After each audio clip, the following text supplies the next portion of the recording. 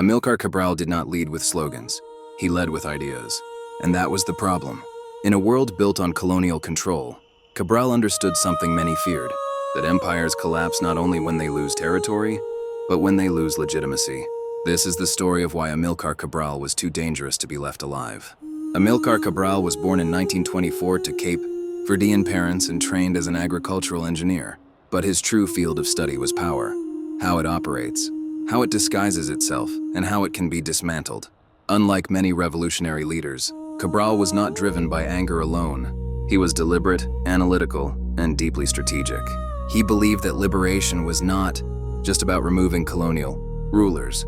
It was about transforming society from within. Cabral believed culture was a weapon. He argued that colonialism survives by destroying people's confidence in their own history, language, and traditions. To resist, people had to reclaim their culture first, before they could reclaim their land. This was radical, because if people understood their own worth, colonial rule would become impossible to justify. Cabral taught peasants, workers, and fighters not just how to resist, but why they were already enough. Cabral led the PAIG in the fight for independence in Guinea-Bissau and Cape Verde against Portuguese colonial rule.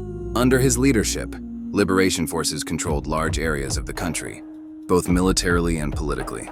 But it wasn't the battlefield victories that terrified colonial powers. It was Cabral's clarity. He rejected blind violence, criticized corruption before independence even arrived, and warned that replacing white rulers with black elites would change nothing if systems stayed the same. That level of honesty threatened not only Portugal, but the global order that depended on obedient, post-colonial states. In 1973, Amílcar Cabral was assassinated, not because he failed, but because he was succeeding. He was killed before independence was officially won, in an attempt to stop his influence from spreading further. But by then it was too late. Guinea-Bissau would gain independence shortly after, and Cabral's ideas would travel far beyond borders. Today, Amílcar Cabral is remembered not only as a revolutionary, but as one of Africa's greatest political thinkers.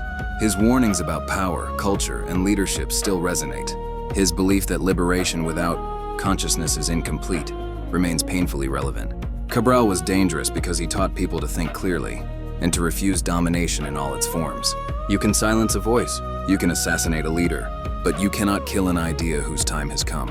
Amílcar Cabral was too dangerous to be left alive because he showed the world how freedom truly begins.